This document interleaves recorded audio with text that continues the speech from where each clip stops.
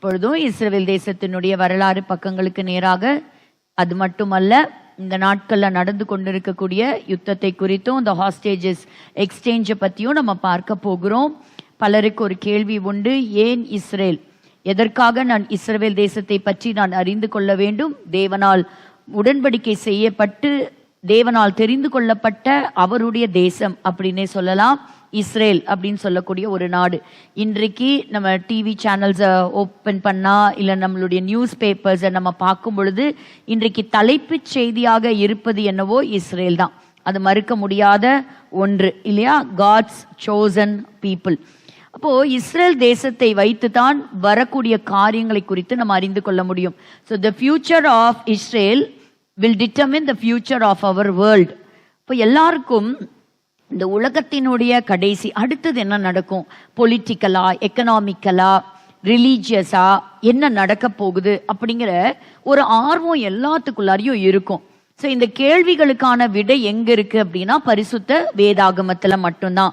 அப்போ நம்ம இந்த இஸ்ரேல் தேசத்தை குறித்தும் கர்த்தர் இஸ்ரேல் தேசத்தின் மூலமாக வெளிப்படுத்தி இருக்கிற இந்த தீர்க்க தரிசனங்களை நம்ம அறியும் போதுதான், வேத வாக்கியங்களை புரியும் போது அடுத்து என்ன சம்பவிக்கும், அது சபையாக இருக்கட்டும், இந்த உலகத்தில் நடக்கக்கூடிய நிகழ்வுகளா இருக்கட்டும், நம்மளால என்ன செய்ய முடியும், துல்லியமாக தெரிந்து கொள்ள முடியும். அப்போ பாருங்க, so we will understand God's plan. அப்போ ஸ்பெசிபிக்கா ஏசு கிறிஸ்து ஃபோக்கஸ் பண்ணக்கூடிய ஒரு பகுதி எது அப்படின்னா Israel, the land of Israel. இன்னைக்கு பாருங்க இந்த நிலத்தை வச்சுதான் இன்னைக்கு சண்டை இல்லையா? அப்போ இஸ்ரேல்னு ஒரு வார்த்தை, அந்த நிலப்பகுதி லேண்டுங்கிறத பத்தி ஒரு வார்த்தை, யூதர்கள் அப்படின்னு சொல்லக்கூடிய ஒரு வார்த்தை, இது எல்லாம் நம்ம அடிக்கடி தொடர்ச்சியாக நம்ம கேட்டுக்கிட்டே வரக்கூடிய வார்த்தைகள். சகரியா எழுதின தீர்க்கதரிசன புஸ்தகத்துல 12ஆம் அதிகாரத்திலிருந்து 14வது வசனங்களை வாசிக்கும் பொழுது இந்த கடைசி 3 அதிகாரங்களும் இயேசு கிறிஸ்துவினுடைய வருகையை குறித்து, செகண்ட் ரிட்டர்னை குறித்து எழுதப்பட்டிருக்கிறத நம்ம பார்க்க முடியும்.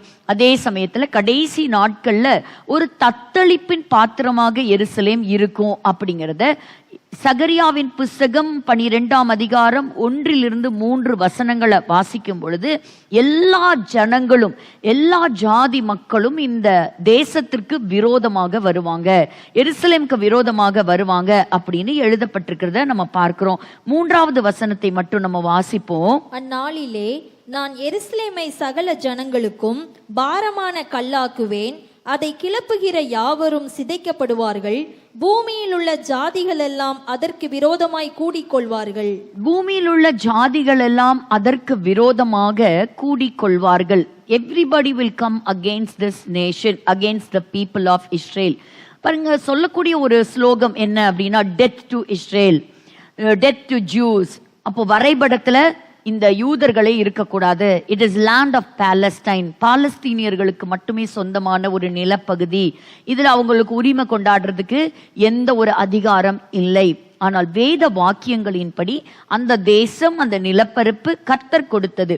So I stand with Israel because Bible teachers as the thing. அதே போலதான் இன்னைக்கு இது உண்மையின் காரியம்.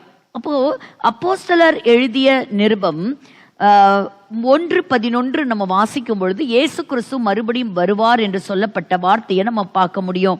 அப்போஸ்தலர் 1:11, கலிலேயராகிய மனுஷரே, நீங்கள் ஏன் வானத்தை அண்ணார்ந்து பார்த்து நிற்கிறீர்கள்? உங்களிடத்தில் நின்று வானத்துக்கு எடுத்துக்கொள்ளப்பட்ட இந்த இயேசுவானவர் எப்படி உங்கள் கண்களுக்கு முன்பாக வானத்துக்கு எழுந்தருளி போனாரோ அப்படியே மறுபடியும் வருவார் என்றார்கள். அப்படியே அவர் மறுபடியும் வருவார். அப்போ ஒரு மேகம் அவரை எடுத்துக்கொண்டது. 9வது வசனம் சொல்லுகிறது. இந்த சம்பவம் எல்லாம் எங்க நடக்குது?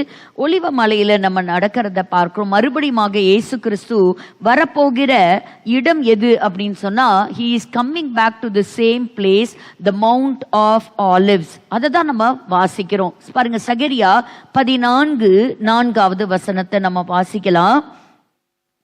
அந்நாளிலே அவருடைய பாதங்கள் கிழக்கே எருசலேமுக்கு எதிரே இருக்கிற ஒலிவ மலையின் மேல் நிற்கும். அப்பொழுது மகா பெரிய பள்ளத்தாக்கு உண்டாகும்படி ஒலிவ மலை தன் நடு மையத்திலே கிழக்கு மேற்காய் எதிராக பிளந்து போதும். அப்ப பாருங்க, அவருடைய பாதங்கள், யாருடைய பாதங்கள்?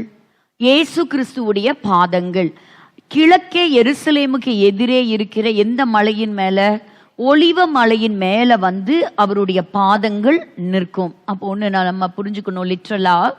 ஸோ நம்மளை போல அவருடைய கண்களை குறித்து, கைகளை குறித்து, புயத்தை குறித்து, கால்களை குறித்தெல்லாம் பார்க்கும் பொழுது நம்ம புரியும் வண்ணமாக எழுதப்பட்டிருக்கிறது. But we must also understand God is spirit. தேவன் ஆவியாகவே இருக்கின்றார். அப்போ எருசலேமுக்கு எதிரே இருக்கிற ஒலிவ மலையில் மேல ஆண்டவர் வரப்போறார். அப்போ இயேசு கிறிஸ்து வருவதற்கு பல நூற்றாண்டுகளுக்கு முன்பாக சகரியா தீர்க்கதரிசி ஒரு ப்ராஃபஸி கொடுக்கிறார். அப்போ அவர் திரும்பி வருவார் அப்படின்னு சொல்லக்கூடிய ப்ராஃபஸி. அப்போ அவரை குத்துனவங்களும் என்ன செய்வாங்களாம்? அவரை பார்ப்பாங்களாம். அப்படி ஒரு சம்பவம் நடக்கும். அதே தான் அப்போஸ்தலர் 1:11 வாசிக்கிறோம். கலிலேயராகிய மனுஷரே, யார் இந்த வார்த்தையை சொன்னது யாருன்னு தெரியுமா? தூதர்கள். அப்போ எத்தனை தூதர்கள்? 2 பேர். அப்போ அவங்க இந்த வார்த்தைகளை சொன்னது யாரு? தூதர்கள் சொல்றாங்க சீஷர்களை பார்த்து, எப்படி எடுத்துக்கொள்ளப்பட்டு போனாரோ அப்படியே அவர் மறுபடியும் வருவார். அப்படியே அவர் மறுபடியும் வருவார். எந்த இடத்துக்கு வருவார்னு இந்த இடத்துல நம்ம படிச்சோம் சகரியால, ஒலிவ மலையில. அப்போ அவர் எங்கிருந்து எடுத்துக்கொள்ளப்பட்டார்? 12வது வசனத்துல பார்க்கும் பொழுது, அவர்கள் எருசலேமுக்கு சமீபமாய் ஒரு ஓய்வு நாள் பிரயாண தூரத்தில் இருக்கிற ஒலிவ மலை என்னப்பட்ட மலையிலிருந்து எருசலேமுக்கு திரும்பி போனார்கள். So he ascended to heavens from the Mount of Olives and he is coming back again to the Mount Olives. அப்போ நான் புதிய ஏற்பாட்டை மாத்திரம் நான் படிப்பேன், எனக்கு சபை குறிச்சதான காரியம் மட்டும் எனக்கு தெரிஞ்சா போதுனா, இஸ்ரவேலர்களையும் யூதர்களையும் சபையும் பிரிக்கவே முடியாது. ஏன்னு கேட்டா, இயேசு கிறிஸ்துவுடைய மரணம் எல்லாருடைய விடுதலைக்காகவும் அவருடைய ரத்தம் சிந்தப்பட்டது இல்லையா? அப்ப அவர் எல்லாருக்காக அவர் என்ன செஞ்சாரு? அவர் இயேசு கிறிஸ்து ரத்தம் சிந்தினார். அப்போ இந்த இடத்துல ஒருத்தருக்கு, யூதர்களுக்கும் சரி இல்ல அங்க இருக்கக்கூடிய ஜென்டைல்ஸ்க்கும் சரி, எல்லாருக்காகவும், தேவ பிள்ளைகள் யாவருக்காகவும் அவர் என்ன செய்திருக்கிறாரு? அவர் ரத்தம் சிந்தி இருக்கிறார். பாருங்க, ஒரு வசனம் வாசிங்களேன். யோவான் 11:52. John 11:52. John 11:52. அந்த ஜனங்களுக்காக மாத்திரமல்ல, அந்த ஜனங்களுக்காக மாத்திரமல்ல, சிதறி இருக்கிற தேவனுடைய பிள்ளைகளை ஒன்றாக சேர்க்கிறதற்காகவும் மரிக்க போகிறார் என்றும் தீர்க்க தரிசனமாய் சொன்னார். பாருங்க, அப்ப அந்த ஜனங்களுக்காக மாத்திரமல்ல. எந்த ஜனங்களுக்காக மாத்திரமல்ல? முந்தின வசனமே நமக்கு ஆன்சரை கொடுக்கும். அப்ப பாருங்க, இயேசு யூத ஜனங்களுக்காக மரிக்க போகிறார் என்றும். யூதர்களுக்காக அப்ப இயேசு ரத்தம் சிந்தினாரா? சிந்தி இருக்கிறார். இயேசு கிறிஸ்து யூத ஜனங்களுக்காகவும் அவங்களுடைய விடுதலைக்காகவும், சால்வேஷனுக்காக என்ன செஞ்சிருக்கிறாங்க? ரத்தம் சிந்தி இருக்கிறாங்க. இயேசு கிறிஸ்து எந்த இடத்துல பிறந்தார்? இஸ்ரேல் தேசத்துல பிறந்தார். இந்த மவுண்ட் ஆலிவ்ஸ் எங்க இருக்குது? நியூயார்க்லயா, டோக்கியோலயா, இந்தியாலயா? ஸோ இன்னைக்கு இருக்கக்கூடிய ஒரு பிவோட்டல் பிளேஸா இருக்கக்கூடிய ஒரு இடம் எது அப்படின்னு சொன்னா இந்த ஜெருசலேம் தான், இந்த இஸ்ரேல் தேசம் தான். அப்போ பாருங்க, யூத ஜனங்களுக்காக மட்டுமல்ல, சிதறி இருக்கிற தேவனுடைய பிள்ளைகளை ஒன்றாக சேர்க்கிறதற்காக அவர் என்ன செஞ்சாரு? அவர் மரிக்க போகிறார். அப்ப எல்லாருக்காக அவர் மரிக்கின்றார். அப்ப இயேசு கிறிஸ்துவனுடைய வருகையை பத்தி தெரிஞ்சுக்கணும் அப்படின்னு சொன்னா, இஸ்ரேல் தேசத்தை பற்றியும் யூதர்களை பற்றியும் நம்ம தெரிஞ்சு கொள்ள வேண்டியது அவசியம்தான். அப்போ எல்லாமே பைபிள் என்ன செய்யப்பட்டிருக்குது? ப்ரெடிக்ட் பண்ணிருக்கு. கடைசி காலம், த லாஸ்ட் சாப்டர் எப்பவுமே நமக்கு ரொம்ப பிடிக்கும் இல்ல? கிளைமேக்ஸ் என்ன நடக்கும்? அப்போ கிளைமேக்ஸ் எங்க வச்சுதான் நடக்க போகுது? இஸ்ரேல்ல தான் நடக்க போகுது. ஆனா ஐயோ, இஸ்ரேல் பத்தி பேசக்கூடாது, ஹீப்ரூ பத்தி பேசக்கூடாது அப்படின்னா, நமக்கு அவங்க தேவை. அவங்க வழியாதான் இன்னைக்கு இந்த வேதத்தை நம்ம கையில வச்சிருக்கோம். அவங்களுக்கு நம்ம தேவையில்லை. அவங்க கிட்ட எல்லா சோர்ஸும் அவங்க கிட்ட இருக்கு. இன்னும் அவங்களுடைய கண்கள் தான் திறக்கப்படலை. மேசியாவை அறிந்து கொள்ளக்கூடிய நாட்கள் வெகு தூரத்தில் இல்லை. இன்னைக்கே ஏராளமான யூதர்கள் ரட்சிக்கப்பட்டு இந்த மெசியானிக்கு ஜூஸ் இன்னைக்கு இருக்கிறாங்க. அவங்களுக்காக, அவங்க ரட்சிப்புக்காக தொடர்ந்து ஜெபிக்கிறாங்க. இன்னைக்கு கூட பாத்தீங்கன்னா அந்த தேசத்துல 24 மணி நேர ஜெபம் ஆரம்பிச்சிருக்கிறாங்க. எதுக்குன்னா யூதர்கள் ரட்சிக்கப்படும்படியாக இன்னைக்கு அவங்க ஜெபிக்கிறாங்க. அதனால நம்மளும் அவங்களுடைய ரட்சிப்புக்காக நம்ம ஜெபிக்கலாம். ஸோ பைபிள் ப்ரெடிக்ட் பண்ணக்கூடிய லாஸ்ட் பீரியட் அது எதை ஃபோக்கஸ் பண்ணுது? இஸ்ரேல தான் ஃபோக்கஸ் பண்ணுது. ஸோ இஸ்ரேலுங்கிற வார்த்தை, எருசலேமுங்கிற வார்த்தை, லேண்டுங்கிற வார்த்தை, அந்த இஸ்ரேல் ஜனங்கள்ங்கிற வார்த்தை, இது எல்லாமே ஒன்று இணைந்தாதான் இயேசு கிறிஸ்துடைய ரிட்டர்ன் வரப்போகுது. அப்ப இயேசு கிறிஸ்து ரிட்டர்ன் வரணும் அப்படின்னு சொன்னா இதெல்லாம், இந்த வார்த்தைகள்லாம் ஒன்னா சேரணும். கரெக்டா இல்லையா? அப்போ இந்த வார்த்தைகள்லாம் ஒன்னு சேர்ந்துகிட்டு இருக்கு. அப்போ இந்த பரிசுத்த வேதாகமத்துல எழுதப்பட்ட தீர்க்க தரிசனங்கள் எல்லாமே ரெடி ஆயிட்டே இருக்குது. அதே போல எல்லா நேஷன்ஸும் இன்னைக்கு நம்ம பார்க்கக்கூடிய யுனைடெட் நேஷன்ஸ், யூஎன் எடுத்துக்கோங்க, அங்க கொண்டு வரக்கூடிய ரெசல்யூஷன்ஸ், தீர்மானங்கள் எல்லாம் பாதிக்கு மேல இஸ்ரேலை மையப்படுத்தி தான் எழுதப்பட்டிருக்கிறதாம். அப்போ ஏதோ ஒரு காரணம் இருக்கும்ல.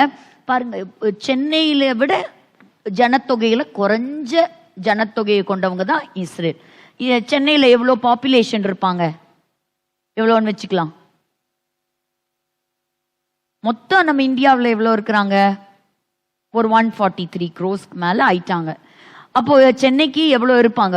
ஒரு 1.5 கோடி இல்லையா? ஆனா 1 கோடிக்கும் இன்னும் தொடலன்னு தான் சொல்றாங்க.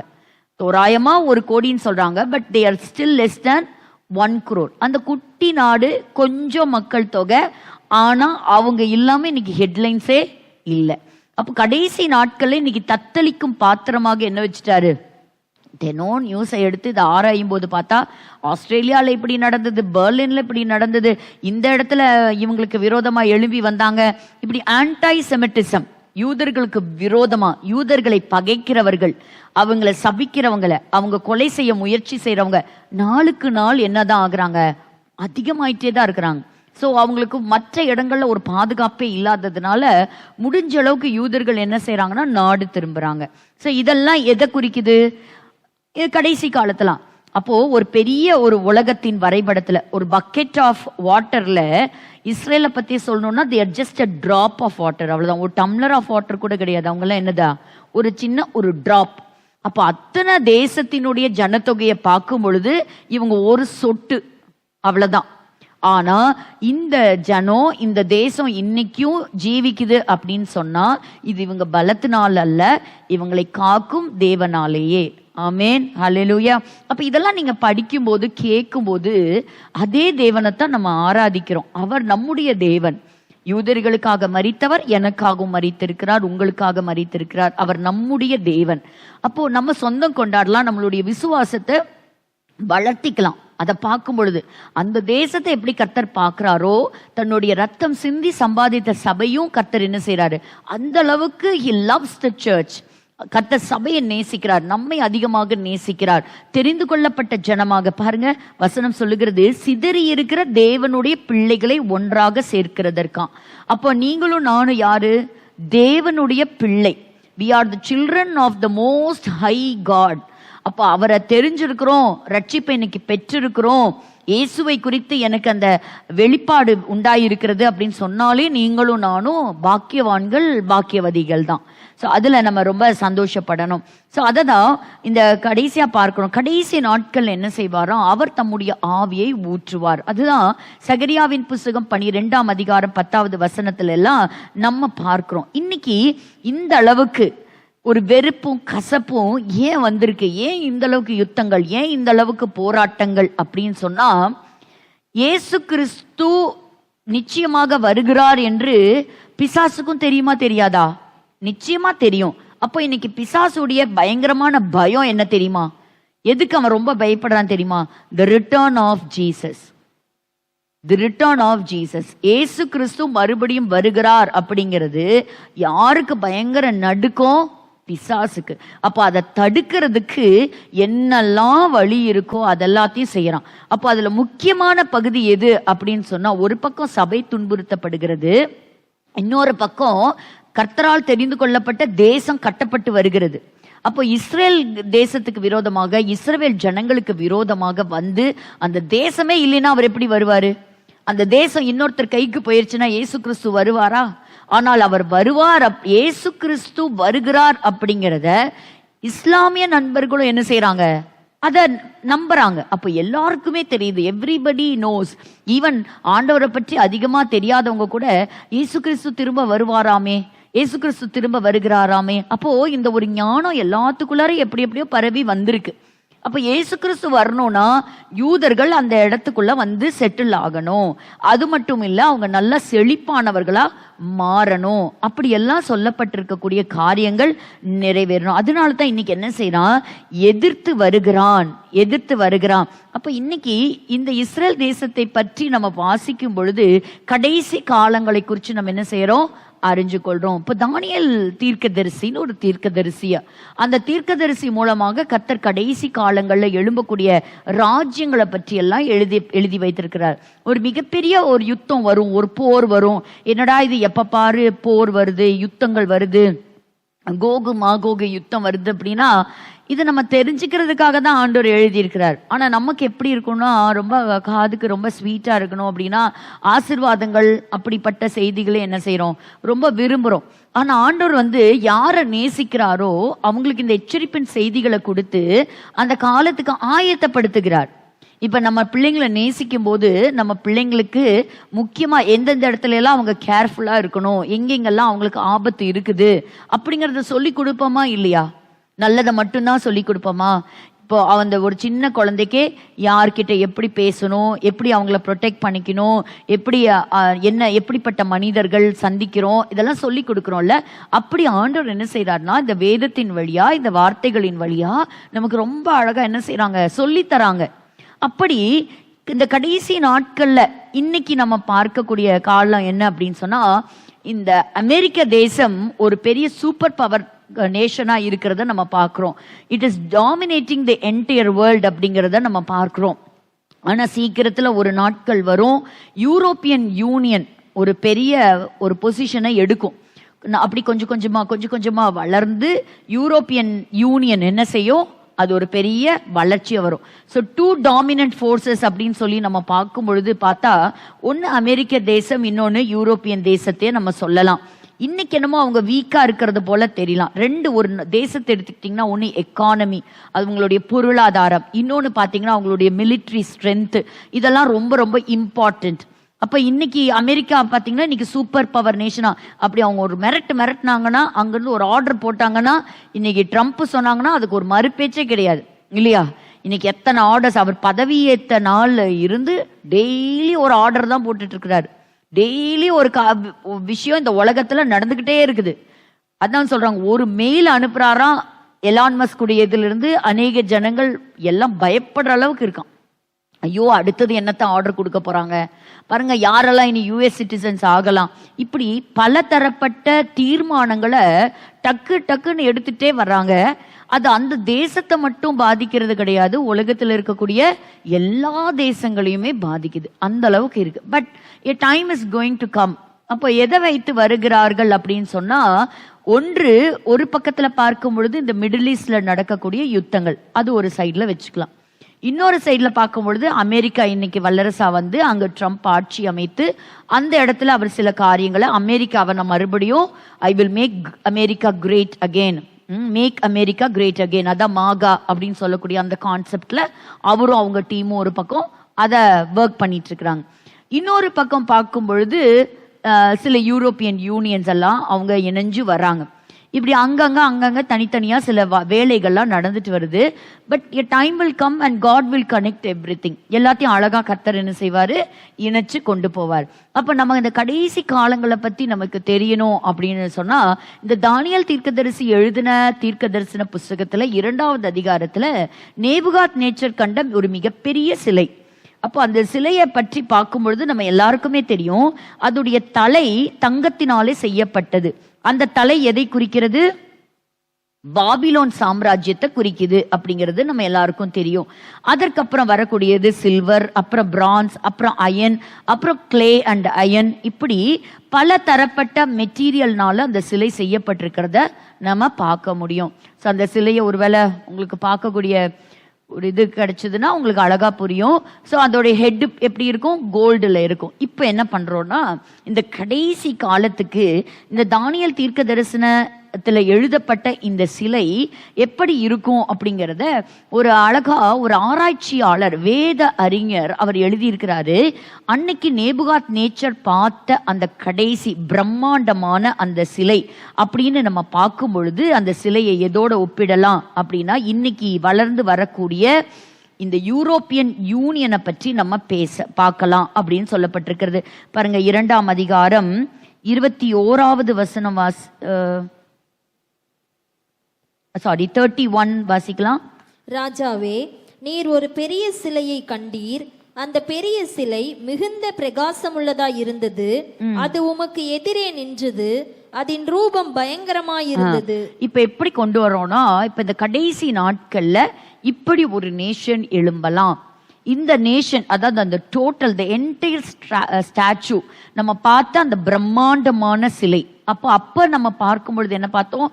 தலை பாபிலோன், அதற்கு மேல இருக்கக்கூடிய அந்த பிரெஸ்ட் பகுதிகள் மேதியா பெர்ஷியா, அதற்கு கீழே வந்தது கிரேக்க சாம்ராஜ்யம், அதற்கு கீழே ரோம சாம்ராஜ்யம், அப்புறம் அந்த 10 toes அந்த கிளே மற்றும் அயனால செய்யப்பட்டது.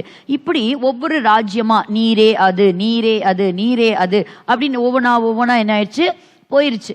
அப்போ தலை போயிருச்சு. அதுக்கப்புறம் பார்க்கும் பொழுது மேதிய பெர்ஷியா விழுந்துருச்சு. அதுக்கப்புறம் கிரேக்க சாம்ராஜ்யம் விழுந்துருச்சு. அப்படியே ஒவ்வொரு சாம்ராஜ்யமா என்ன ஆயிருச்சு, விழுந்து போச்சு. இப்ப என்ன செய்யறோம், இந்த 10 பாதங்களை நம்ம புரிஞ்சுக்கிறதுக்கு ஒரு அழகான ஒரு ஒரு ஒரு டிஸ்கிரிப்ஷன் கொடுத்திருக்கிறாரு. எப்படி அப்படின்னு கேட்கும் பொழுது, நம்பர் 1, இந்த ஸ்டாச்சு எப்படி இருக்காமா, அந்த மிகுந்த பிரகாசம் உள்ளதாய் இருந்தது. அது ஒரு பெரிய சிலையாய் இருந்தது. அப்போ இது ஒரு நாடுன்னு எடுத்துக்கிட்டா, யூரோப்பியன் யூனியன்ல எத்தனை நாடுகள் இருக்குன்னு தெரியுமா? இன்னைக்கு சொல்லும் பொழுது ஒரு 27 அல்லது 28 கண்ட்ரீஸ் சேர்ந்தது ஒரு யூரோப்பியன் யூனியன். அப்போ ஒரு நாள் வருமா, என்ன செய்வாங்களாம், பல காலங்களா யூரோப்பை இணைக்கிறதுக்கு பலர் முயற்சி செஞ்சும் இது இணையவே இல்லை. பட் இந்த லாஸ்ட் டேஸ் இவங்கெல்லாம் எழும்பி வருவாங்க. இன்னைக்கு அதோடைய ஜிஸ்ட் மட்டும்தான் நான் உங்களுக்கு சொல்ல போறேன். என்னன்னு கேட்டீங்கன்னா, அந்த சிலையினுடைய தலை எதை குறிக்குது? தங்கத்தை குறிக்குது இல்லையா? அப்ப தங்கம் எதை குறிக்குது? வெல்த்தை குறிக்குது. அப்ப இந்த கோல்டு என்ன எதை குறிக்குது அப்படின்னு சொன்னா, இந்த யூரோப்பியன் யூனியன் எல்லாம் ஒன்னு சேருவாங்களாம். எதுக்குன்னா, ஃபார் தேர் வெல்த்துக்காக. ஒரு பணக்கார ஒரு இயக்கமாக, நாடாக, ஒரு யூனியனாக திகழ என்ன வருமா, அந்த வெல்த். அடுத்தது இந்த சில்வர். அப்படி அதோடைய பிரெஸ்டும் அதோடைய ஆர்ம்ஸும் எப்படி இருக்குது, அதோடைய அதோடைய மார்பும் அதோடைய புயங்களும் வெள்ளியுமாய் இருக்கிறது. அன்னைக்கு அதை எதை கூட நம்ம கம்பேர் பண்ணோம்? மேதியா பெர்ஷியாவை குறித்து நம்ம பார்த்தோம். அது ஒரு காலத்துல வல்லரசா இருந்தாங்க. அப்போ சில்வர் அப்படின்னு நம்ம பார்க்கும் பொழுது ஒரு பொலிட்டிக்கல் யூனிட்டி. நம்ம எப்பவுமே நிறைய பேர் நீங்க சொல்லி கேட்டிருப்பீங்கல்ல, 1 world government. So 1 government, 1 political force. அப்போ ஒருத்தருக்கு அதிகாரத்தை கொடுத்து என்ன செய்யலாம், இவங்களாம் எதுக்காக யுனைட் ஆக போறாங்க? அங்கங்க தனித்தனியா சின்னதா இருந்து பொலிட்டிக்கலா வீக்கா, வெல்த் வைஸ் வீக்கா, எக்கனாமிக்கலா வீக்கா இருக்கிறதுக்கு இவங்கெல்லாம் ஒன்று சேர்ந்தாங்கன்னா என்ன ஆகும்? சூப்பர் பவரா மாறிடுவாங்க. தனித்தனி இதுவரைக்கும் ஆண்டவர் அதை அனுமதிக்கல. ஆனா இதுக்கான முயற்சிகள் பலர் எடுத்திருக்கிறாங்க. But they were not able to come together. அப்போ இப்படி இருக்கும் பொழுது அந்த சில்வர் அப்போ எப்படி இருக்கும், அவங்க ஒரு சோஷியலா ஒரே மாதிரியான கல்ச்சர், ஒரே மாதிரியான பொலிட்டிக்கல் அஃபேர்ஸ் அப்படி கொண்டு வரக்கூடிய ஒரு சில்வர். அடுத்தது பார்க்கும் பொழுது அடுத்த வசனம் 32வது வசனத்திலேயே அதோடைய வயிறும் அதன் தொடையும் என்ன எப்படி இருக்குது, வெண்கலம். ஸோ மேதியா பெர்ஷியாக்கு அப்புறம் வந்தது என்ன ராஜ்யம்?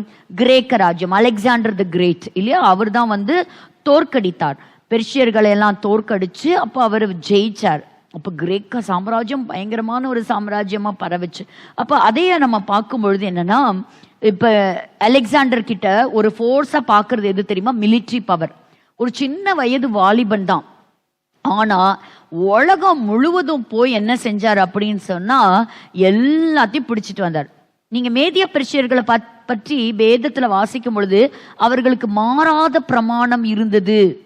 அதாவது லா அண்ட் ஆர்டர், ஒரு பொலிட்டிக்கல் ஃபோர்ஸ், பொலிட்டிக்கலி அவங்களுக்கு அந்த கவர்மெண்ட் ஸ்ட்ராங்கா இருந்தது. அப்போ அந்த சில்வர் எதை குறிக்குது? ஒரு பொலிட்டிக்கல் யூனிட்டியை குறிக்குது. அப்படிப்பட்டவங்களா எழும்புவாங்களாம்.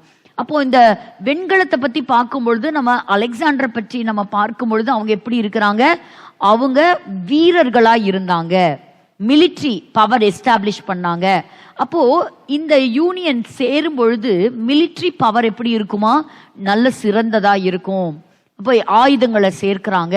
அப்போ மிலிட்ரி வயசும் என்ன செய்ய போறாங்க, அவங்க கொண்டு வர போறாங்க. அடுத்ததா வரும் பொழுது பார்க்கும் பொழுது அவங்களுடைய அடுத்தது அதோடைய கால்கள், தி லெக்ஸ் ஆஃப் அயன் இல்லையா. அப்போ அந்த இடத்துல இந்த ரோம சாம்ராஜ்யத்தை குறித்து நம்ம பார்க்கலாம். பாருங்க, நீண்ட கால்கள். அப்போ அதிகமான காலம் இந்த உலகத்துல சர்வாதிகாரத்தை எடுத்து உலகத்தையே ஆட்சி செஞ்சது அவங்க தான். ஸோ அந்த மாதிரி என்ன கொண்டு வருவாங்களாம், ஒரு ரிலீஜியஸ் பவர். அவங்க மூலியமா தான் எப்படி இந்த உலகத்துக்கே கிறிஸ்டியானிட்டி எப்படி வந்தது, அவங்க தான். அப்போ ஒரு ரிலீஜியஸ் பவர் என்ஃபோர்ஸ் பண்ணுவாங்க. இதெல்லாம் சேர்ந்ததா ஒரு பெரிய ஸ்டாச்சுவா வெளியே வருவான் அந்தி கிறிஸ்து. ஸோ இப்படி இந்த இதெல்லாம் நமக்கு இந்த வசனங்கள்லாம் யூத தீர்க்கதரிசிகள் கொடுத்தது தான். ஸோ இது வழியாதான் we need to have Israel and we have to stand for Israel. அப்போ இஸ்ரேல் இந்த தீர்க்க தரிசனங்களை எல்லாம் புரியும் போது நமக்கு புரியும். அப்போ நம்ம பார்க்கிறோம், அன்னைக்கு பாபிலோன் எப்படி இருந்தது, செல்வந்தர்களா இருந்தாங்க. ஸோ கோல்டு எதை குறிக்குது, வெல்த்தை குறிக்குது. அப்போ கடைசியா வரக்கூடிய ஒரு நேஷன் கிட்ட வெல்த் இருக்கும். அடுத்தது எதை பார்த்தோம், நம்ம சில்வர் நம்ம பார்த்தோம். ஸோ சில்வர்ல மாறாத பிரமாணங்கள், லா என்ஃபோர்ஸ் பண்றாங்க. அது போல அவங்க ஒரு சோசியலா, ஒரு கல்ச்சுரலா, ஒரு பொலிட்டிக்கலா, அப்படி அந்த ஒரு ஒரு அக்ரிமெண்ட் அவங்க என்ன செய்வாங்க, அவங்க கொண்டு வராங்க. அடுத்தது நம்ம என்ன பண்றோம், மிலிட்ரி பவர்.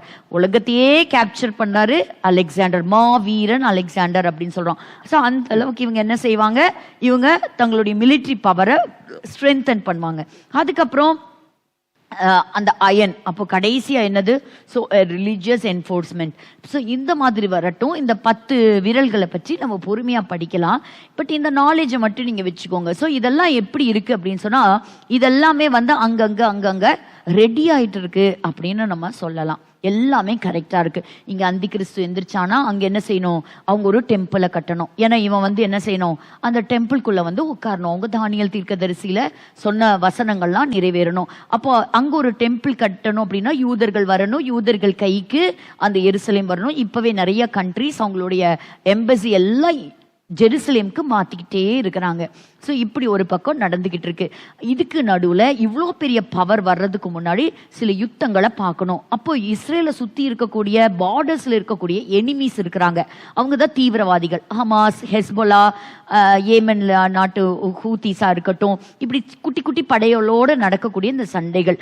ஆனால் அடுத்த ஒரு 4 வருஷத்துல ஒரு பெரிய மாற்றம் நிச்சயமாக வரத்தான் போகிறது. சரி, இன்னைக்கு இந்த கரண்ட் ஸ்லைடுக்கு நேரா நம்ம வேகமாய் நம்ம போகலாம். வேகமா இன்னைக்கு நடந்து கொண்டிருக்கிற நியூஸ். அப்போ இதில் மறுக்க முடியாத உண்மை என்னன்னா, yes, they are living in the prophetical time. அப்போ எவ்வளோ ஆச்சரியம் இல்லை, நீங்களும் நானும் வேதத்தில் எழுதப்பட்ட நாட்கள்ல நம்ம இருக்கிறோம். எவ்வளவுதான் அடி வாங்கினாலும் என் மேல அடியே விழுகல அப்படிங்கிற அளவுக்கு என்ன செய்யறாங்களாம், ஹமாஸ் மறுபடியும் இஸ்ரேல் மேல ஒரு தாக்குதலை தொடுக்கிறதுக்கு ரெடியா இருக்கிறாங்களாம். ஸோ அதனால இந்த ஹமாஸை விட்டு வைக்க கூடாது. இது பிணை கைதிகளுடைய எக்ஸ்சேஞ்ச். பாருங்க, இந்த இவங்கெல்லாம் அக்டோபர் 7ஆம் தேதி நோவா ஃபெஸ்டிவல்ல கலந்து கொண்டவங்க. இவங்களெல்லாம் பணைய கைதிகளாக பிடிச்சிட்டு போய் கிட்டத்தட்ட மோர் தென் 500 டேஸ்க்கு அப்புறம் ரிலீஸ் பண்ணியிருக்கிறாங்க. எல்லாரும் பாருங்க எவ்வளோ எலும்பும் தோளுமா, பசியும் பட்டினிலையும் பலவிதமான சித்திரவதையில அவங்க இருந்து வெளியே வந்திருக்கிறாங்க. அதுல 2 பேர் 10 வருஷத்துக்கு மேல கிட்டத்தட்ட 11 வருஷமா பணைய கைதிகளா இருந்தவங்களும் விடுதலையாக்கப்பட்டிருக்கிறாங்க. அப்படிங்கிறது ஒரு விதத்துல சந்தோஷமான செய்தி தான். பாருங்க, இந்த அப்ரா அப்படின்னு சொல்றவர் கிட்டத்தட்ட எத்தனை 11 இயர்ஸுக்கு அப்புறம் தீவிரவாதி கையிலிருந்து அவர் நாடு திரும்பி இருக்கிறார். மற்றவங்க ஒரு 500 நாட்களுக்கு மேலாக இருந்து திரும்பி இருக்கிறாங்க. இந்த பீபாஸ் ஃபேமிலி ரொம்பவே நம்ம எதிர்பார்ப்போட காத்துட்டு இருந்தோம். 9 மாத குழந்தை மற்றும் 4 வயது குழந்தை, அவங்களுடைய தாயார், தகப்பனார் ரிலீஸ் ஆனாரு. பட் இவங்களுடைய 3 பேர்த்துடைய நிலை என்னவாச்சு, என்ன ஆச்சு, இத்தனை நாள் ஆச்சே, ஒரு விஷயமும் தெரியலையே அப்படின்னு சொல்லும்போது பீபாஸ், ஏரியல், கெஃபிர், அதே மாதிரி ஷிரி அவங்க அம்மா, இங்க இருக்கக்கூடிய அந்த ரைட் ஹேண்ட் சைட்ல இருக்கார் பாருங்க, அவர் ஒரு பெரியவர். அவர் ஒரு என்ஜிஓல ஒர்க் பண்ணவர். இத்தனைக்கும் பாலஸ்தீனியர்களுக்கு நன்மை தாங்க செஞ்சிருக்கிறார் இத்தனை நாள். ஆனா அவரையும் சேர்த்து இந்த 4 பேர்த்தையும் கொலை செய்துட்டாங்க. கொலை செய்தது மட்டும் இல்லை, என்ன சொல்லிட்டாங்கன்னா ஹமாஸ் தீவிரவாதிகள், இங்க பாரு நாங்க ஒன்றும் அவங்களை கொலை பண்ணல, இந்த இஸ்ரேல் நடந்த தாக்குதல்ல அவங்க குண்டு வீசிதான் அவங்களே அவங்க மக்களை கொன்னுட்டாங்க அப்படிங்கிறது தான் இந்த நியூஸை வெளி பரப்பிட்டே இருந்தாங்க. ஆனா ஃபாரன்சிக் ரிப்போர்ட், அந்த அட்டாப்சி ரிப்போர்ட் வந்ததுல பார்த்தா இந்த 3 பேர்த்தையும் இந்த பணைய கைதிகளா கொண்டு போன ஒரு வாரத்திலேயே இந்த 3 பேர்த்தையும் கழுத்தை நெரிச்சு கொலை செய்து அந்த டெட் பாடியை கொடுக்கறதுக்கு முன்பாக எப்படி ஒரு யுத்தத்துல மறிச்சிருந்தா இருந்திருப்பாங்களோ அந்த மாதிரி அந்த டெட் பாடிஸை அந்த அளவுக்கு கொடுமையாக மாற்றி இருக்கிறார்கள் அப்படின்னு சொல்லியிருக்கிறாங்க. நீங்க நினைக்கிறீங்களா இஸ்ரேல் விடுன்னு 3 தலைமுறையை கொன்னுட்டாங்க பாருங்க. அந்த குழந்தைகளுடைய தாயார், அந்த தாயாருடைய பெற்றோர் எல்லாருமே, so the children, parents and grandparents 3 தலைமுறையும் கொன்னுட்டாங்க. அப்போ இது எப்படிங்க நம்ம ஒத்துக்கிறது? ஒரு ஈவு இரக்கம் இல்லாத கொடுமையான மான்ஸ்டர்ஸ். எஸ், நியூயார்க் டைம் அவங்களை அப்படிதான் சொல்லுது, ராட்சசர்கள், மான்ஸ்டர்ஸ். அப்போ ஒரு இரக்க குணமே இல்லை. இன்னைக்கு இப்படிப்பட்ட இரத்த வெறியர்களாக இருக்கிறார்கள். இதுதான் உண்மை. அப்ப பாருங்க, இந்த இடத்துல அநேகர் இதற்கு கண்டனம் தெரிவித்திருக்கிறாங்க. ஒரு பட்டணத்திற்கு, ஒரு தெருவுக்கு வந்து பீபாஸ் ஃபேமிலி அப்படின்னே கூட பெயர் வைத்திருக்கிறாங்களாம். பாருங்க, இனிமேல் அதான் ஒருத்தர் சொல்லியிருக்கிறார், 2 ஸ்டேட் சொல்யூஷன்லாம் கிடையாது, இனி ஹமாஸ உள்ள வராது. அடுத்தது பாத்தீங்கன்னா, இவங்களை நீங்க எத்தனை பேர் வீடியோ பார்த்தீங்கன்னு தெரியாது, இவங்களை கொண்டு வந்து அந்த சிதைக்கப்பட்ட இந்த காசா பகுதிகளில் கொண்டு வந்து நிக்க வச்சு அங்க ஒரு செரிமனி நடத்தி இந்த பணைய கைதிகள்லாம் நாங்க விடுவிக்கிறோம் அப்படின்னு உலகத்துக்கு படம் போட்டு காமிச்சு உலகமே பாக்குது பாருங்க, உலகமே வாட்ச் பண்றாங்க. எது? இவங்களுடைய ரிலீஸ் பண்ணக்கூடிய அந்த செரிமனி. அதுல அவங்களை ரொம்ப ஹியூமிலியேட் பண்றாங்க. அங்கிருந்து வந்து நீ இந்த மேடையில இப்படிதான் பேசணும், இப்படிதான் பிஹேவ் பண்ணணும் அப்படின்னு இந்த தீவிரவாதிகள் அவங்கள பயமுறுத்தி அச்சுறுத்தலோட கொண்டு வந்து பாருங்க. பின்னாடி எப்படி ஒரு போஸ்டர் போட்டிருக்காங்க பாருங்க, பெஞ்சமின் நெத்தனியாகுடைய அவருடைய தாக்குதல் தான் என்னாச்சா, மிசைல்ல இவங்கெல்லாம் இறந்து போயிட்டாங்க அப்படிங்கறதெல்லாம் ஒரு இரக்கமே இல்லாம ஒரு பொய்யான காரியத்தை அவங்க கொடுத்திருக்கிறாங்க. இத்தனை காரியத்தை பார்த்தவங்க இப்ப சொல்லியிருக்கிறாங்க, யுஎஸ் செக்ரட்டரி வெளியே விட்டுருக்கிறாரு, ஹமாஸ் என்ன செய்யணும், எல்லா பணைய கைதிகளும் விடுதலை ஆக்கணும், இல்லைன்னா உங்களை கண்டிப்பா என்ன செஞ்சிருவோம், அழிச்சிருவோம். ஸோ 4 டெட் பாடிஸை அவங்க ரிட்டர்ன் கொடுத்துருக்குறாங்க. அது போக 6 பேர் உயிரோடு கூட வெளியே வந்திருக்கிறாங்க. ஸோ இதுல பாக்குற அந்த கிரே அண்ட் ஒயிட், இன்னும் 59 ஹாஸ்டேஜஸ் இருக்கிறாங்க, அவங்க வெளியே வரணும். ஸோ அவங்களுக்காக நம்ம ஜெபிக்கலாம்.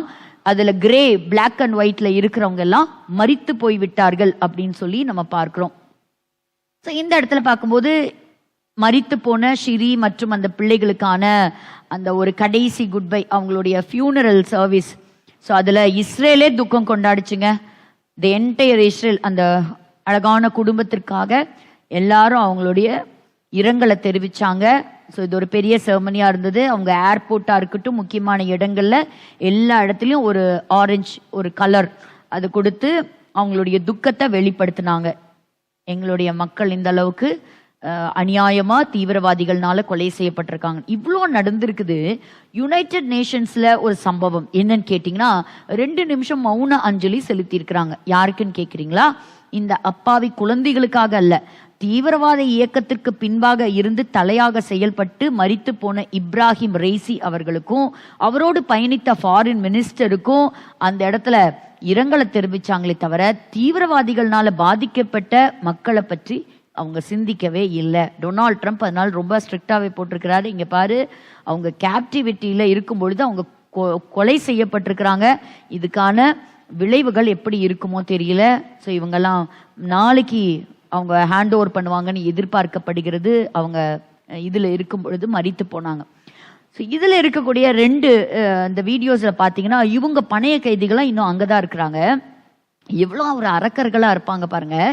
இந்த பணைய கைதிகள் ரிலீஸ் ஆகுறாங்க இல்லையா, அத மறைமுகமா பாக்குறதுக்காக ஒரு வேன்ல வச்சு கொண்டு வந்து வச்சுட்டு காட்டி இருக்கிறாங்க.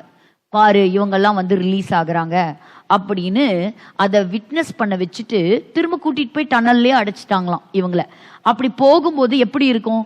கூட இருக்கிற ஒருத்தர் ரிலீஸ் ஆகுறாங்க, நம்ம ரிலீஸ் ஆகல. அப்படிங்கும் போது அந்த வேதனையில அந்த கவர்மெண்ட்டை தாக்கி தானே பேசுவாங்க. அந்த மாதிரி தாக்கி பேசக்கூடிய அளவுக்கு ஒரு மென்டல் ஆகனியை கிரியேட் பண்றாங்க. ஒரு மன ரீதியாக, இமோஷனலாக அவங்கள செயல்பட விடாம பண்றாங்க அப்படிங்கிறது தெரிஞ்சுக்கிட்டு நெத்தனியாவு சொல்லிட்டாரு, இங்க பாரு, எங்க சிறைச்சாலையில் இருக்கக்கூடிய பாலஸ்தீன தீவிரவாதிகளை நாங்க விட மாட்டோம். கூட்டிட்டு வர மாதிரி கூட்டிட்டு வந்து திருப்பி கூட்டிட்டு போயிட்டாங்க. எங்களோட ஹாஸ்டேஜஸை நீ மரியாதையா நடத்தணும். நீ கொண்டு வந்து அவங்களை அசிங்கப்படுத்துறதும் தேவையில்லாததை செய்ய வைக்கிறதும் நீ செய்யக்கூடாது. Because we value every single person அப்படிங்கறது ஸ்ட்ரிக்டா சொல்லி அதை கண்டிச்சிருக்கிறாங்க. அப்பதான் அவங்களுடைய சீனியர் மோஸ்ட் ஹமாஸ் அபிஷியலே சொல்லியிருக்கிறாரு, இந்த அளவுக்கு ஒரு தாக்குதல் நடக்கும்னு தெரிஞ்சிருந்தா, இவ்வளோ பெரிய டிசாஸ்டர் வரும் தெரிஞ்சிருந்தா நாங்க இதை ஆதரிச்சிருக்கவே மாட்டோம். எதை? அக்டோபர் 7 நடந்த தாக்குதலை அப்படின்னு சொல்றாரு. ஹெஸ்போலா பாத்தீங்களா எந்த அளவுக்கு ஆயிடுச்சுன்னு? நொறுக்கிட்டாங்க. காசாவும் ஒன்றும் கிடையாது, இந்த ஹெஸ்போலாவும் ஒன்றும் கிடையாது. எதுங்க? இந்த கடுகு சிறுத்தாலும் காரம் பெருசுன்னு சொல்ற மாதிரி இஸ்ரேல் நாடு. ஸோ இன்னைக்கு பண ரீதியாக ஃபினான்ஷியல் கிரைசிஸ், பயங்கரமான பொருளாதார நஷ்டம், இனி எழும்ப முடியாத அளவுக்கு நஷ்டம், அந்த அளவுக்கு பயங்கரமான டேமேஜஸ், ஒரு சிவியரான ஷார்ட்ஃபால். பாருங்க காசா பாருங்க எப்படி இருக்குன்னு. இருந்தாலும் நாங்க திரும்பவும் தாக்குதலை நடத்துவோம். இன்னைக்கு சின்ன பிள்ளைங்களை எல்லாம் என்ன செய்யறாங்கன்னா ஆயுதங்களை கொடுத்து அவங்கள ட்ரெயின் பண்றதை நம்ம பாக்குறோம். இந்த பக்கத்துல இருக்கக்கூடிய ஹெஸ்போலாலாம் பாருங்க, இந்த லெபனான் ஒரு காலம் மிடில் ஈஸ்டுடைய சுவிட்சர்லாந்து அப்படின்னு அழைக்கப்பட்ட ஒரு நாடு தான் லெபனான். அப்படிப்பட்ட ஒரு அழகான நாடு. பாருங்க ஹமாஸ் என்ன பண்ணிருக்கு, மில்லியன்ஸ் ஆஃப் டாலர்ஸை கொண்டு வந்து போட்டு அண்டர் கிரவுண்ட் டனல்ஸை கட்டினாங்களாம். டனல்ஸை கட்டி எல்லா பணமும் இன்னைக்கு என்னது? நஷ்டம், ஒன்றும் இல்லாமல் போச்சு. நாளையோட ஃபர்ஸ்ட் ஃபேஸ், அதாவது முதல் கட்டம் அது முடிவடைகிறது. இனி அவங்களுடைய பேச்சுவார்த்தை, சமாதான பேச்சுவார்த்தை எக்ஸ்டெண்ட் ஆகலாம் அப்படின்னு சொல்றாங்க. இனி அடுத்த 2வது கட்டத்தில் இருந்து இன்னும் மற்ற பணைய கைதிகள் விடுவிக்கப்படணும். ஸோ கடைசி நபர் வெளியே வர்ற வரைக்கும் இஸ்ரேல் விடாது. ஸோ ஒரு சின்ன ஒரு சர்வே எடுத்திருக்கிறாங்க. அந்த சர்வேல பார்க்கும் பொழுது அதுல மெஜாரிட்டி ஆஃப் த பீப்புள் ஹமாஸுக்கு எதிராக பணைய கைதிகள் விடுதலையாக்கணும் அப்படின்னு சொல்லிட்டு மறுபடியும் காசாவை அவங்க கையில கொடுக்க கூடாது, ஹமாஸ் தீவிரவாதிகள் கைகளுக்கு அது போகவே கூடாது அப்படிங்கிறது. அது மட்டும் இல்ல, ஈரான் இன்னைக்கு நம்பி இருக்கக்கூடிய நியூக்ளியர் ஃபெசிலிட்டிஸ், அணு ஆயுத ஆலைகள் எல்லாமே தரைமட்டமா நம்ம அழிக்கணும், இல்லை இஸ்ரேலுக்காச்சும் அந்த பவரை கொடுங்க அப்படின்னு சொல்றாங்க. ஈரானும் கொஞ்ச நாள்ல எழும்பவே முடியாதுங்க. ஈரான்ல 3 நாளா கரண்டே இல்லையா. பாருங்க, ஸ்கூல் எல்லாம் லீவ் விட்டுட்டாங்க. ஆனா பணத்தை கொடுத்து தீவிரவாதிகளுக்கு ட்ரைனிங்கை கொடுத்து சாப்பாட்டை போட்டு ஆயுதங்களை கொடுத்து வளர்த்துனாங்க. இன்னைக்கு சொந்த நாட்டை கவனிக்கிறதுக்கு எனர்ஜி இல்லை. அதே சமயத்துல எங்கடா நியூக்ளியர் வெப்பன்ஸ் அந்த ஆலைகள்லாம் வந்து தாக்கப்படுமோன்னு சொல்லி சுத்தி வந்து பாதுகாப்பு போட்டிருக்காங்களாம். ஏன்னு கேட்டா இஸ்ரேலும் அமெரிக்காவும் இணைஞ்சு வந்தா ஈரான் இல்லை அப்படிங்கிறது ஈரானுக்கும் தெரியும். ஒரு பக்கம் இந்த சமயத்துல இருக்கும் பொழுது சீரியாலையும் தொடர்ந்து சதர்ன் சீரியால ஒரு தாக்குதல், தெற்கு சீரியாவில் இந்த தாக்குதல் நடந்துகிட்டே தான் இருக்குது. இந்த சீரியாவுக்கு ஒரு பெரிய பலமா இருக்கிறது யாருன்னு கேட்டிங்கன்னா டர்க்கி. இந்த டர்க்கியை பத்தி தான் நம்ம அடுத்த வாரம் பார்க்க போறோம். ஸோ இந்த சீரியாலையும் தொடர்ந்து இந்த இஸ்ரேல் ராணுவம் IDF முன்னேறி போய் சில முக்கிய பகுதிகள்லாம் கைப்பற்றிட்டாங்க. நீங்க நினைக்கிறீங்களா அதெல்லாம் திருப்பி கொடுப்பாங்கன்னு? அதெல்லாம் கொடுக்க மாட்டாங்க. தமஸ்குவுக்கு தெற்கு பகுதிகள் வரைக்கும் அவங்க கைப்பற்றி வைத்திருக்கிறாங்க.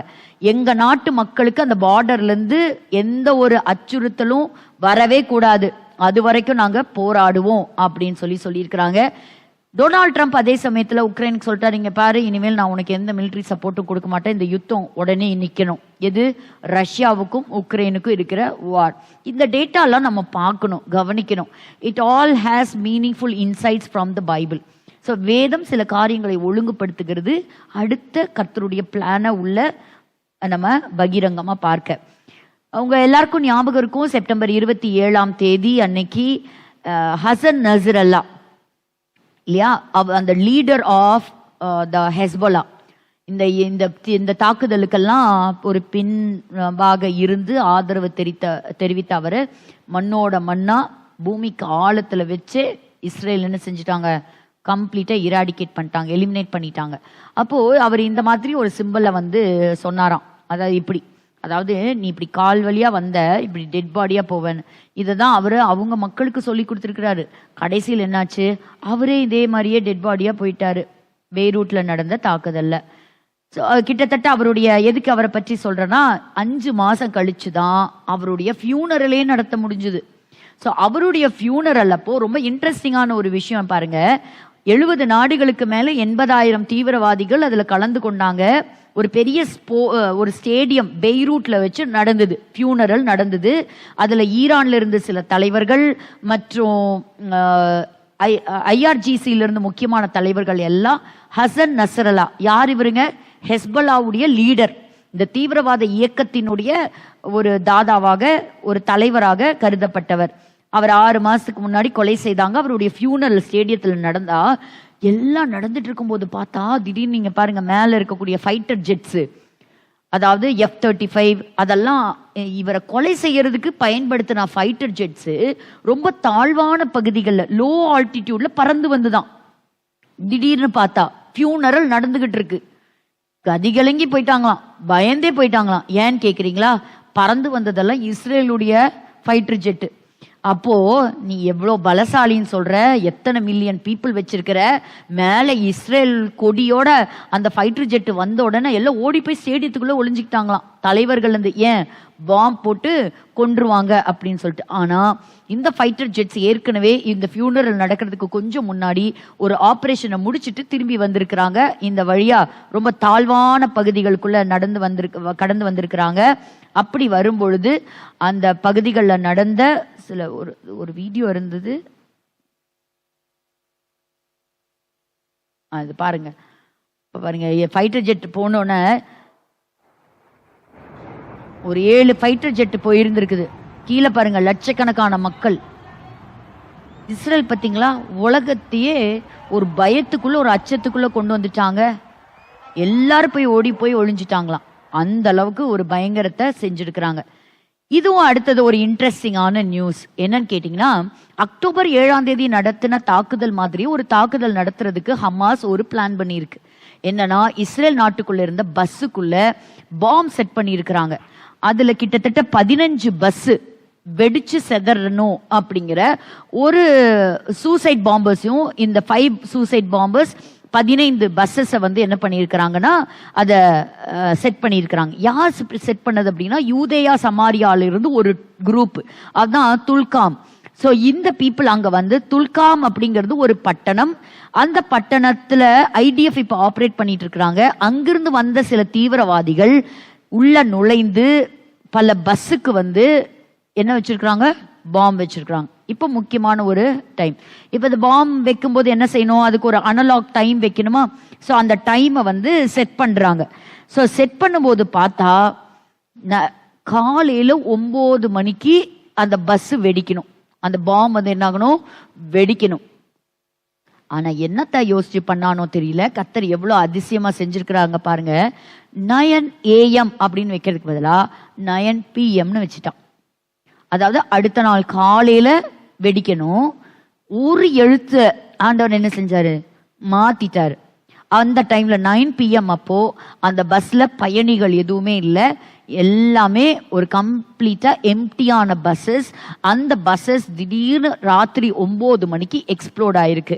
எக்ஸ்ப்ளோட் ஆன உடனே, அது ஒரு சின்ன நாடு தானே, அதனால எல்லா பஸ்ஸஸ் ட்ரெயின்ஸ் எல்லாத்தையும் செக் பண்ணும்போது பார்த்தா இன்னும் பல இடங்கள்ல இவங்க பாம்பு வச்சிருந்ததை கண்டுபிடிச்சு அது எல்லாத்தையும் டிட்டோனேட் பண்ணியிருக்கிறாங்க. இது ஒரு ஆச்சரியமான விஷயம். அவங்க சொல்லக்கூடியது என்ன அப்படின்னு சொன்னா, only God is protecting this country அப்படிங்கிறது தான் அவங்க சொல்லியிருக்கிறாங்க. இது மட்டும் நடந்திருந்தா, இவங்க தீவிரவாதிகள் நினைச்ச மாதிரி நடந்திருந்தா பெரிய உயிர் சேதம் நடந்திருக்கும், பெரிய ஒரு பாதிப்பு இஸ்ரேல் நாட்டுக்குள்ள நடந்திருக்கும். ஆனா இவ்வளோ பெரிய அழிவிலிருந்து தேவன் அவர்களை காத்தார். அப்போ கர்த்தர் இந்த பெரிய காரியங்களை செய்திருக்கிறார் அப்படின்னு சொல்லி பயங்கரமான அவங்களுக்கு ஒரு சந்தோஷம்.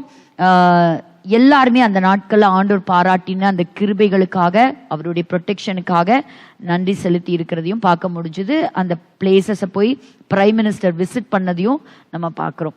சரி, தொடர்ந்து இப்போ அடுத்த கட்ட ஹாஸ்டேஜஸோட ரிலீஸ் பற்றி பேச போகிறாங்க. இதே பல 1000 வருஷங்களுக்கு முன்பாக இப்படி 3 கட்ட